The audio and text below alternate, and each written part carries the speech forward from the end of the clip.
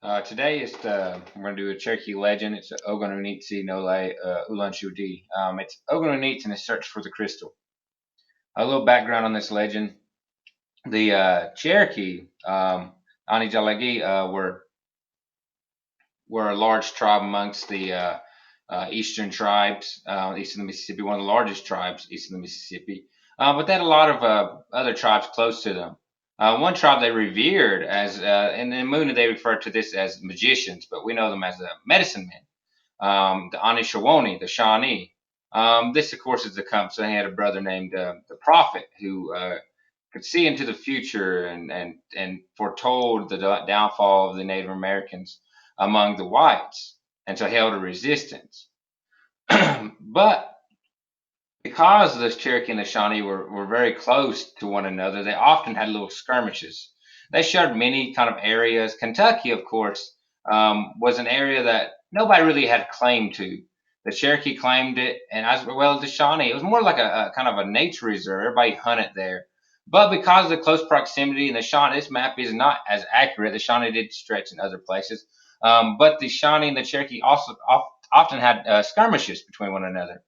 And during these battles, there was battles between might and strength, but also there was this unforeseen, unseen component to the battles. Each battle, the Cherokee would bring along a medicine man, and this medicine man was sent to protect the warriors. And so when a warrior fell, oftentimes it wouldn't be the fault of the warrior's uh, inability to fight. It would be the fault of the medicine man, or the fact that the other medicine man on the other side was stronger. And so this was one of the things that the Cherokee always revered about the Shawnee. Now, oftentimes in skirmishes, a lot of times you'd get hostages, and you'd bring them back, and the town would kind of decide on what to do. And one such battle, the Cherokee had captured a man, and in our language, we called him Ogan-U-ni-tsi, meaning groundhog's mother, or yeah. Um, and so they captured groundhog U-ni-tsi, and they were bringing him back.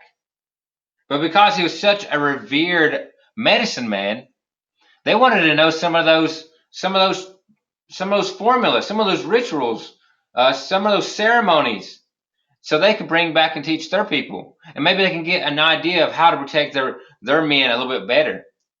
But you see, when you're a medicine man, you're kind of picked out when you're younger, and you spend your whole life learning new ways. Some specialize in other things, and so Ogan was not very kind and did not want to give up things that we worked very hard for, so he resisted. Now the Cherokee believe this is strange coming from somebody that's captive. Did not believe that he should be sitting there denying them the right to learn his rituals, his formulas, his ceremonies. And so the Cherokee got very angry with them. They didn't know what to do with them. So they weren't even gonna wait to send them to the village. They said, what should we do with them?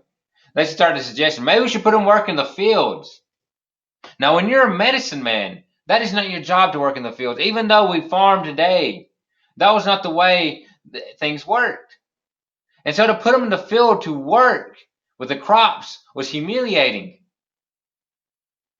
So Ogun-U-ni-tsi is thinking to himself, I don't want to do that. But they say, you know what? If we put him in the fields to work, then we have to kind of feed him and take care of him. We're taking care of him. He's not even taking care of us. So you know what we should do? We should go put him in a cave somewhere and close a bolt around him. Make him sit there and starve. Maybe when he's about to starve to death, he might decide that a little ritual, a little ceremony, a little form is not important as much as his life. But they started to think to themselves, well, how long can he last? Can he last a couple of days? Maybe a couple of weeks? We don't know how strong his medicine is. He might last a while in there. We don't have time to wait around waiting for him to crack. Why don't we just skip to it and just go ahead and kill him? Get rid of him. And they start agreeing, yeah, we should just kill him. He's useless. Now Ogun-U-ni-tsi does not want to die today. He does not want to be killed. But he does not want to give away his formulas. So he begins to think in his head very quickly. And he knows there is one way the Cherokee can get all the medicine they want, the most powerful tribe around. He says, hang on a sec. I can get you something more valuable than any of my rituals, ceremonies, or formulas. He said, I can get you the Ulan-Shu-di. Now, Ulan-Shu-di is a crystal. But it's not a crystal you can go out and find in the rivers or in the caves. You cannot dig it from the earth. The only way you can find this crystal is find it on a living creature. And that living creature was the Uktena. Now, the Uktena is a very large and very menacing snake. His origins come from the story of the daughter of the sun. In that story, the sun becomes very jealous of her brother Moon and begins to take it out on the Cherokee people. Now, Cherokee have to think quick. People are dying. She's not letting her sun out. It stays the moon out, so it stays daylight all day long. And she sends these harmful rays every day down, and a great sickness goes out and begins to wipe away Cherokees all over their country. And so they go to the Ogan-U-ni-tsi, the little people, and ask them for help. Now, little people have an idea. They said the only way to stop the sun is to kill her. And so they ask for four of the bravest, the strongest warriors they can find. And when they bring them, they transform into the four snakes. The first one into the spreading adder. The second one into the copperhead. The third, the rattlesnake. And the last one, to make sure he does not fail, they make him to the great Uktena. And they put a crystal right on top of his head. Now, Uktena in Cherokee means keen eye, the good eye. Because that crystal acted like a third eye for him. He could see and lock onto his prey, and nothing could escape it. In fact, once he locked onto that blaze, there was no escaping him. There was no running away. There was no hiding. The Cherokee believed even to come across a sleeping Uktena meant death to somebody in your family. And that was the lucky part. If you came across one that was alive, you might as well be dead, because you would not run. That crystal would hypnotize you. Instead of running away, you'd turn and walk towards it. And sometimes you might even freeze like stone, and the snake would come up and eat you. And the snake inhabited the lonely passes of the mountains and the deep pools of the rivers. No Cherokee had dare go look for one. To go look for one, like I said, is a death sentence. So for Ogan-U-ni-tsi to go around and say he'll willingly go and get a crystal, the Cherokee were kind of thinking that's a win-win for us. We were going to get rid of him anyways, but now he wants to go get us something that will make us the most powerful tribe around. Let him do it. But they said, before they let him go, they said, remember, you are deep in Cherokee country. It'll take you a while to get back to your people. And we'll find you before then, and we will kill you. Ogan-U-ni-tsi gave his word. He said, I will not go anywhere near anything but the Uktena. And so the Cherokees untied him and let him begin his journey. He began on the southernest mountain peaks and began to march high up into the mountains. He began looking for any sign of the great serpent. Soon, he came across a large laurel thicket. And before he could even think, the entire thicket began to shake. Something big was in there. So Ogan-U-ni-tsi walked in, crawled inside, and inside the thick laurel, on the bottom of the ground, he could see these deep impressions, like a large log had been dragged through there. So he went through the maze of laurel, weaving in and out of the way, looking for any sign. And just up ahead, he sees a large, dark figure slither out into an opening. So he gets his bow ready, gets his arrow ready, pulls it back, draws it back, ready to shoot. And he jumped outside the laurel thicket and wrapped around a tree as large, as big as a 10-foot, 12-foot galegi, a black snake. He puts his bow down, puts his arrow up, and shakes his head. And he said, you are not what I'm looking for. You are too small and not as mean and vicious as the creature I search for. So he leaves the great galegi in peace and continues on in his journey. Soon he comes across a large, deep swamp. And he knows that Uktena likes to live in deep water. So he begins to survey the riverbank, looking for any signs of a large creature. On the riverbank, in the sand, he can see deep impressions going in and out of the water. Something is definitely in there. He begins to look around the pond, and down deep at the very bottom, he can see a dark figure slithering in and out. The water is too murky. He's going to have to wait for the creature to come up and get some air. So he slowly waits and begins to survey around the water. And sure enough, the great serpent begins to wrap itself around a dead log out in the pond. 4 big coals come wrapping around. He gets his bow ready, his arrow ready, ready to aim and shoot the great creature. But then the great creature's head rises out of the water. It is a very large and vicious Kenegwold water snake, a cottonmouth, the largest he had ever seen. But it is not what he is looking for. It is not what he's after.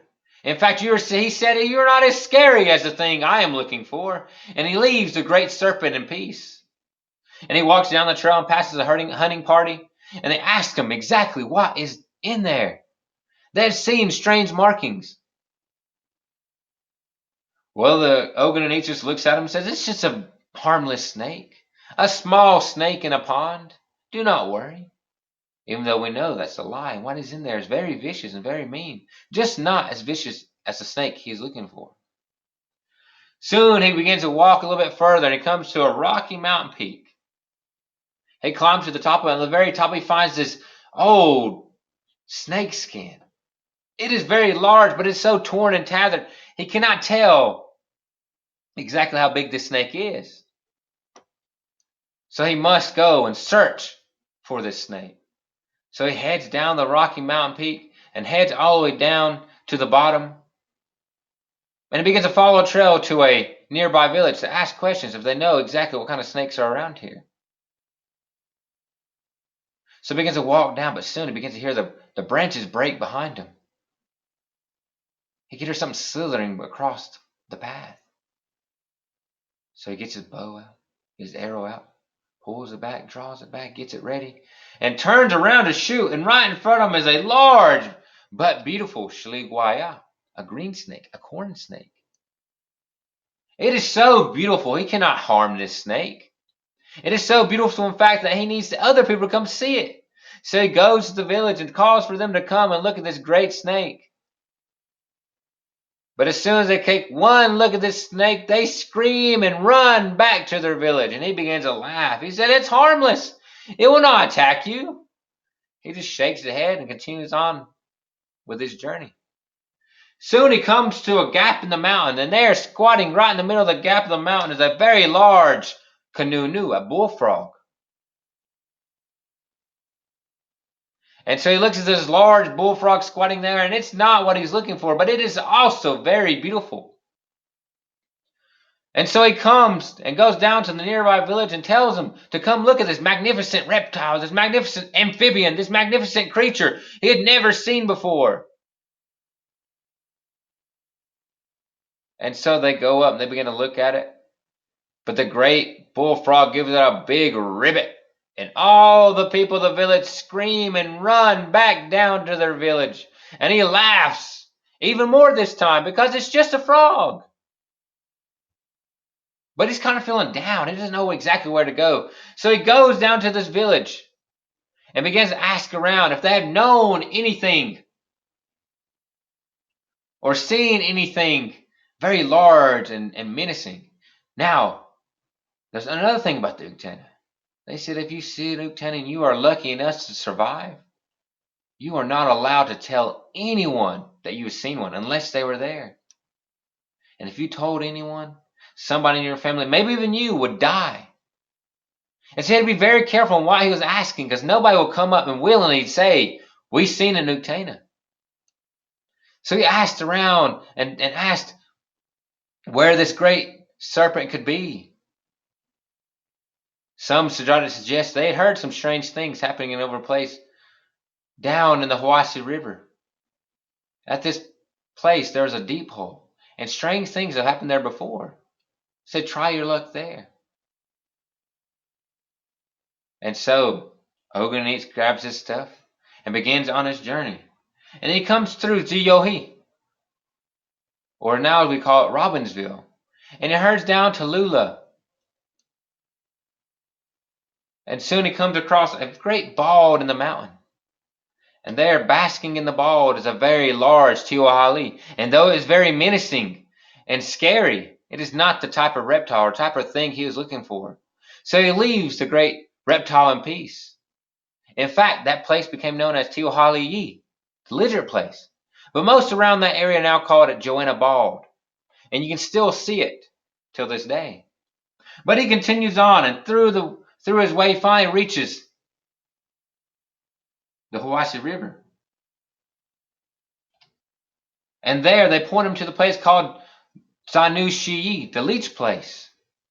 Long ago, two large leeches had attacked the people nearby the village, and two young brave warriors destroyed and killed the monsters.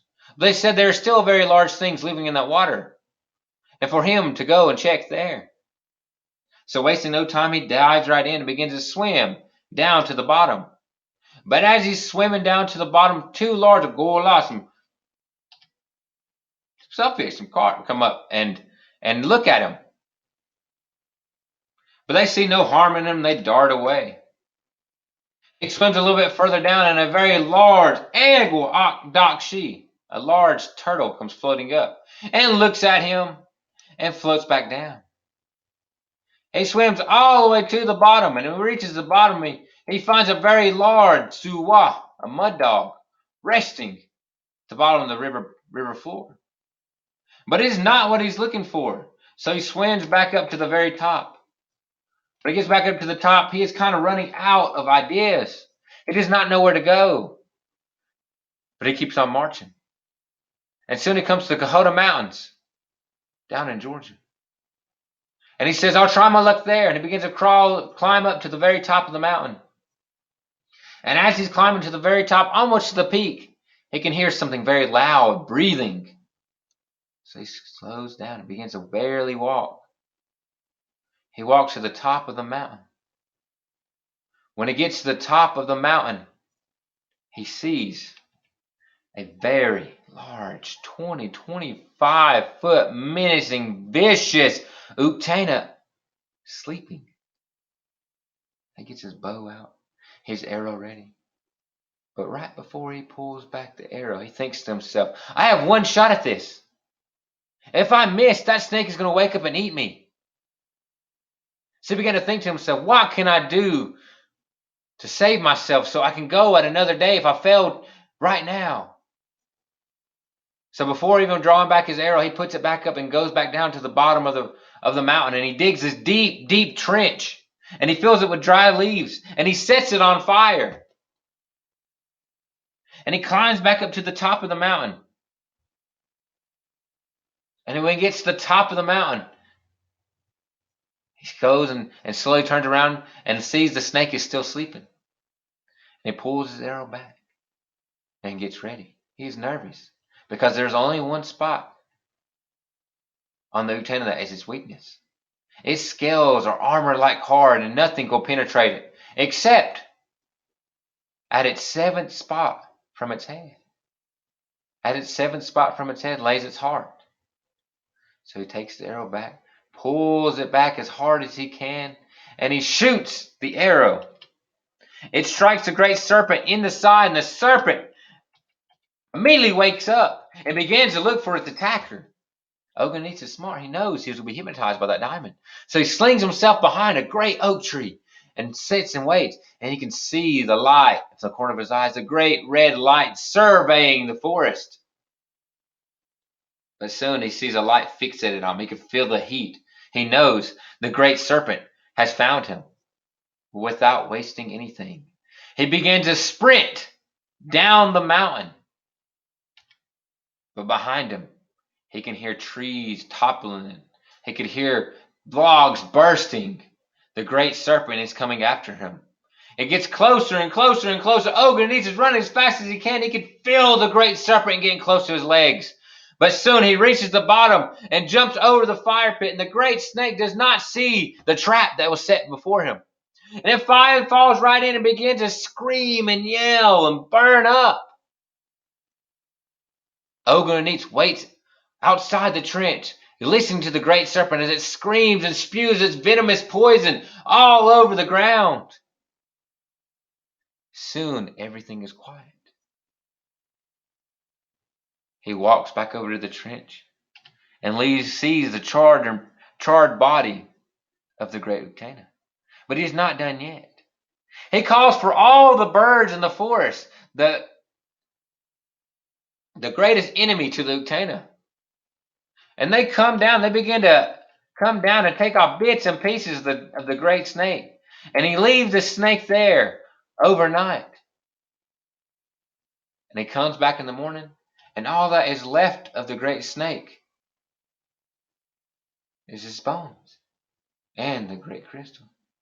He goes down there and pries the crystal out of this great serpent's head, wraps it in a deerskin, and heads back down to his captives. He heads to the village, and the village hadn't seen him in a while. They didn't know if he was successful or not. And so they were wondering what he has wrapped around him. He opens the deerskin, and out in the deerskin is the great Uktena, the great crystal. The entire town is shocked. They cannot believe that this great medicine man had done it. His powers are great. He is mighty. They didn't want to lose him now. Killing him was the farthest thing from them. So that day, the Cherokees adopted Ogan-U-ni-tsi into their tribe. And he lived the rest of his life amongst the Cherokee as the greatest medicine man around. And when he passed down that crystal down to families. And some say the crystal is still there in Cherokee, hidden away in some cave, waiting for someone to find it, waiting for somebody to call for it. It is waiting.